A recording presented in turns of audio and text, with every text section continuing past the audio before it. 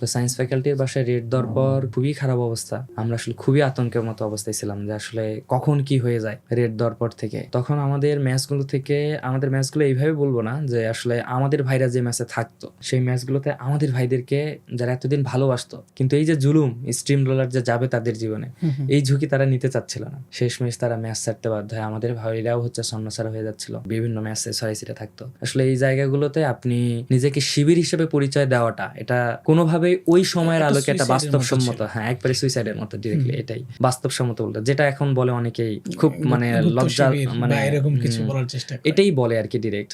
আসলে তারা জানে যে পরিস্থিতি এরকমই ছিল, কিন্তু তার সত্ত্বেও তারা বলে কারণ তাদের আসলে কিছু বলার জায়গা নেই। আর যাই হোক, তো পরবর্তীতে আমরা ঈদের নামাজের সময় কথা বলি। ঈদের নামাজে আমাদের এলাকায় একটু দেরিতেই জামাত শুরু হয়। তো সেই মুহূর্তে আমার সেই সময় তৎকালীন সেক্রেটারি মাসুম বিল্লাহ ভাই, উনি আমাকে ফোন দিয়ে বলে যে ভাই খুবই সিরিয়াস অবস্থা, সাজ্জাদ ভাইরে গ্রেফতার করছে। এটা হচ্ছে ঈদের দিন আমি জানতে পারলাম, ঘটনা কিন্তু ঈদের রাত্রে ঘটে গেছে। তো ভাই বলতেছে ভাই সবকিছু ভেঙে চুরমার করে দিব, ঢাকা চলে যাবো, এরকম অবস্থা। তো আমি বললাম যে ভাই একটু শান্ত হন, ব্যাপারটা একটু দেখি। ততক্ষণ পর্যন্ত আসলে এই ভীতিকর পরিবেশ, সাজ্জাদ ভাই গ্রেপ্তার হওয়ার পরেই আসলে আমাদের উপরে যে একটা নজরদারি, এটা আসলে খুবই ছিল, মানে এটা কি বলা, নজিরবিহীন নজরদারি যেটা বলে, চিরুনি অভিযানের মতো। পারলে খুবই, মানে এটা শুধু হচ্ছে প্রকাশ করার কাজ।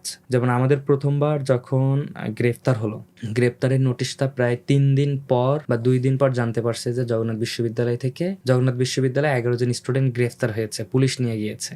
তো পুলিশ নিয়ে যাওয়ার পর বিশ্ববিদ্যালয় প্রশাসন, মানে তারাও যে এক প্রকার জালিম ছিল সেই সময়। কোনো কারণ বিবেচনা ছাড়া স্টুডেন্টের লাইফটা কি হবে, তাদের ক্যারিয়ার গোলটা কিভাবে নষ্ট হয়ে যেতে পারে, এগুলো কোনো চিন্তা ভাবনা ছাড়াই তাদেরকে এক স্থায়ী বহিষ্কার করে দিয়েছে। তো এই জায়গা থেকে আমরা আসলে খুব কষ্ট হয়েছিলাম সেই সময় ওই পরিবারগুলোকে এঙ্গেজ করা।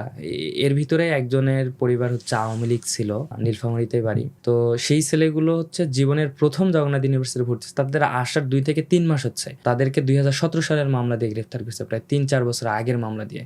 তো তারা এটা আসলে সেই সময় ফুটে ওঠার চেষ্টা করছে, কিন্তু এই যে মিডিয়ার যে একটা ত্রাস ছিল, মিডিয়া সন্ত্রাস যেটা বলবো আর কি, মানুষকে, শিবিরকে মানুষ হিসেবে ট্রিট না করার ফসল, যে তারা আসলে ওই যে ফার্স্ট ইয়ার স্টুডেন্টরা, তারা আসলে তাদের যে প্রাপ্য মর্যাদাটুকু ছিল, যে আইনি অধিকার পাওয়ার যে একটা জায়গা ছিল, এই জায়গাটার স্কোপ দেওয়া হয়নি। তো সর্বশেষ ভাইদের উপর একটা খুব নির্যাতন গেছে। এই কারণে আসলে আমাদের জগন্নাথ ইউনিভার্সিটিতে তো অন্য ইউনিভার্সিটি তো হল ছিল, আমাদের তো হল নেই। তো আমাদের এই সংকীর্ণতা বা হীনমন্যতার জায়গায় এই জায়গাগুলোতে আসলে আমাদের সব জায়গায় ভীতিকর পরিবেশ ছিল।